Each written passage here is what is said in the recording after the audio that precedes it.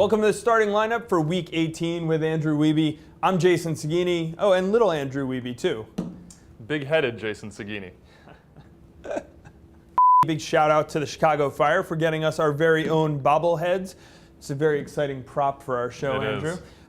This is obviously the show where we give you advice on your fantasy team. And had we given you advice on Rodney Wallace last week, I don't think you would have wanted to follow it. Yeah, probably not. International call-ups earlier this month, 2 bye weeks coming up. We certainly would have said don't play him, and then you would have missed out on 18 points. So good for you, all you fantasy owners out there that held on to him. A big windfall from the Portland Timbers man. All right, but now it's time to get rid of him because he is headed to Gold Cup with Costa Rica, and that is going to be the focus of this show. What's going to happen now that people are going to Gold Cup? And a lot of questions have come in on Landon Donovan, Jack McInerney. We'll go through a lot of these players, but Andrew, what's the basic information that they need to know about Gold Cup? Here's what you need to do. You cannot have guys on your team that are on these Gold Cup rosters, especially when you look at teams that will be in it for the long haul. The U.S. certainly one of them. You talk about Landon Donovan. You talk about Jack McInerney. This weekend is the last weekend that they truly remain plays. After that, you need to get rid of him. In my case, I actually dropped McInerney this week. A little bit of a profit I made on that sale. You're able to pick somebody else up, and then you don't have a bunch of transfers piling up later on. But as I said, the key is get rid of these guys. When they come back, pick them back up then, maybe for a cheaper price. So we're going to spend a bunch of time on this show going through Gold Cup absences and how you can replace them.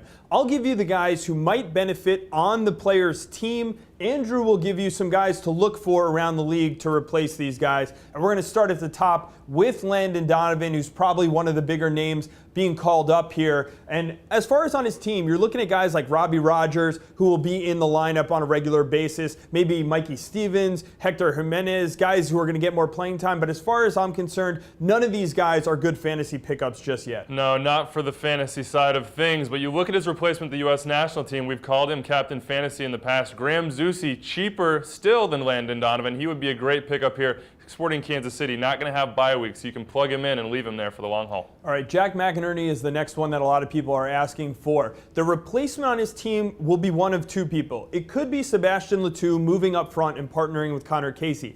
But if it's not, if it's Antoine Hoppeneau, you can get Hoppeneau at $6 million, and I really like him as a complement with his speed to Casey's ability to hold the ball up. So look at what Philly manager John Hackworth does here, and Hoppeneau could be a good pickup. Yeah, a little bit risky. On the other side of things, if you're looking to fill that cap hole like for like, there's an Italian striker who has a lot of similar characteristics to McInerney up in Montreal. Marco Di Vaio at $9 million, a great bet there. And then looking over in Canada, Camilo Sanveso has been red hot. He is one to pick up at $8.2 million. If you don't have that $9 million full, go for him instead. All right, two guys on the Portland Timbers. Remember, Portland has a bye the next 2 weeks, but when they come back, they do play some good soccer. They score some goals, so you might want to get some guys on your team. Will Johnson will be gone with Canada. The replacement on his team could be one of several people. The one guy I would keep an eye on is Michael Nanchoff. If Nanchoff is picked to replace him, I like him in the midfield. I think he offers up some things going forward for Caleb Porter's team.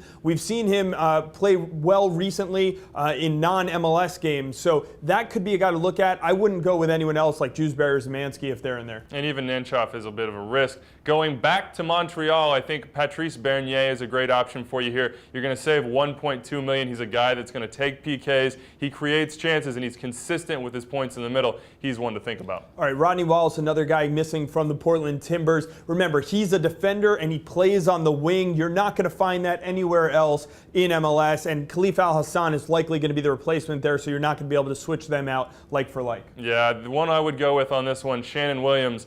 There's not a lot of options. Jason said it, but Shannon Williams has become, with Letou on the right side of that Philadelphia Union attack, a very formidable duo. You also have to think about he may create or get an assist with those long throw-ins. Yeah, moving on, Nick Raimondo for Real Salt Lake will be gone. Josh Saunders fills in. Saunders, a lot of experience in MLS, $5.1 million. That's a pretty decent buy. It's not like Real Salt Lake's defense missing that much. Obviously, Tony Beltran is good, but Lavelle Palmer slots in there. I say Saunders is probably a good pickup. And I'm going back to Saunders' old team, the LA Galaxy. Carlo Cudicini, he's caught some flack this year for some shaky performances, but you look at his recent results, 2 straight shutouts, now has Omar Gonzalez back in the fold. You have to expect LA is going to start cleaning up defensively. He'd be a great play at 5.4. Sticking with Salt Lake, Kyle Beckerman will be gone. Yordani Alvarez likely to fill in for him. As far as fantasy goes, No pickup here. No, probably not going to be one you choose to go with. But Amobi Okugo, he's been one that we've recommended all season long. A defender in that midfield role, very, very consistent, similar to Beckerman. Perhaps he gets on the goal sheet. He would be who I would recommend. All right, another bargain to find in Real Salt Lake. With Saborio gone, Devin Sandoval, the rookie, could be eating up most of those minutes that Saborio will be leaving on the table. He's only at $5.5 million. That's great.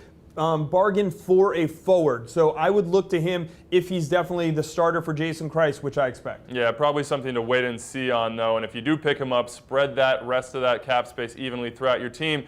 On the forward side, we'll go back to the guys we've already talked about. Marco DeVio, Camilo, Kenny Miller. These are guys you want to pick up. Unfortunately, right now, that forward crop just not very productive. Yeah, another forward to look at is Will Bruin will be gone. Brian Ching could see more playing time. Also Cam Weaver, Omar Cummings. Those are some other guys. Andrew's obviously mentioned a bunch of forwards that you can look to pick up. We're going to move on from the Gold Cup talk. We've gotten a lot of questions that have come in about cutting the cord. Should I get rid of this guy now? Should I hold him?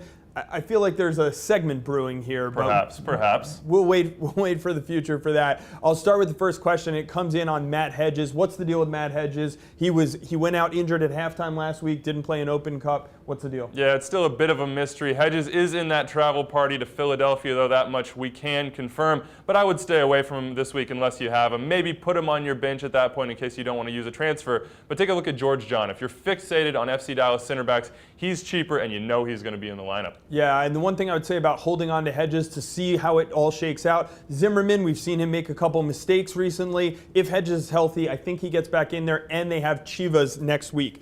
Next question comes in from Kyle, and he says, Robbie Keane failed me against Chivas. Do I keep him, or do I allocate that budget to more players around my roster? Yeah, I would suggest allocating $10.6 million. That is a big cap hit. We talked about forwards not being particularly productive. Robbie Keane has come in bursts, and without Landon Donovan, I worry if those bursts won't come as often here in this next month. Look around. I would say go with a bargain. Go down to the midfielders and spend your money there. So two guys you might consider. Connor Casey is $7.9 million. You saw him score 2 goals last weekend. Without Jack McInerney, you have to think they're going to be putting a lot of service his way. And then, if you're just thinking this week only, Juan Agudelo going back to Chivas USA. He knows those guys well. Can he break them down? I think it's a good chance. All right, before we move on to the next question, I'll tell you this. A little more on Robbie Keane a little later. Next one, are you cutting the cord on Federico Higuain? He is the #1 scoring forward, but it's getting kind of dicey with him. It is. The schedule is not kind in the next 3 weeks at Sporting Kansas City, at LA, and home to Portland when they come back off those bye weeks. Still, unless you have some targets out there that you are specifically looking for, I would say hold on to him. You mentioned it. He is the top point getter among forwards. He's going to take the PKs. He's a goal threat. He's going to create chances, and he stands over dead balls. So there's a lot of potential there. The question is, can you spend the money better elsewhere? If you can, go ahead and do it. Andrew, I'm going to disagree here. I think it's time to cut Higuain loose. I got him off my team a couple weeks ago. I don't really love what the Columbus Crew are doing right now offensively. I think there are better guys you can get on a week-to-week basis. Juan Agudelo is a guy I'd rather have this week than Federico Higuain. Speaking of guys you'd rather have as your captain, a lot of questions come in each week about captains, so we're going to take it to Oh Captain, My Captain.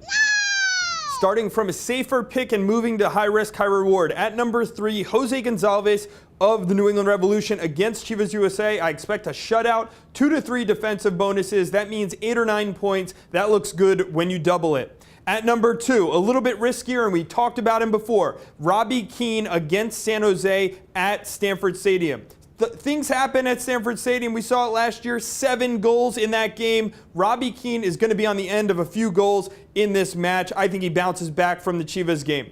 At number 1, the guy who's been doing it all season, Marco DeVio. He's scoring goals at a regular clip. He's scored 10 goals in his last 12 games. I think you can ride him this week at home against the Rapids. We'll start with Camilo. If you haven't been riding this train for the past few weeks, you've been missing out on a bonanza of points at DC United. I think he has tons of potential there, especially before T-Bert goes away from the Gold Cup. DC playing better, but I still think Camilo racks up the points. Number 2, I agree with Jason. Marco DeVio, a little bit of a cold spell for him recently, but against Colorado at home, I expect the Italian striker to come roaring back with a few goals. And then number 1, Javier Morales. Before those RSL stalwarts head to the Gold Cup, he's got 1 final hurrah with those guys, especially Alvaro Saborio. At Toronto, they may be playing better. Argentine midfielder Mateus Laba may mark him, but I still think Javi is going to rack up the points this week, and that makes him my top choice. There you have it. That's our advice for Week 18. We'll be back on starting lineup Tuesday of next week. Remember, next week there are 2 match days. Wednesday and Thursday is the first. Saturday and Sunday is the second. So don't forget to adjust your team on Friday or Saturday morning before that next match day. You'll have to do it without the benefit of starting lineup, but you can hit us up on Twitter. That's all we have for this week. We'll see you on Tuesday.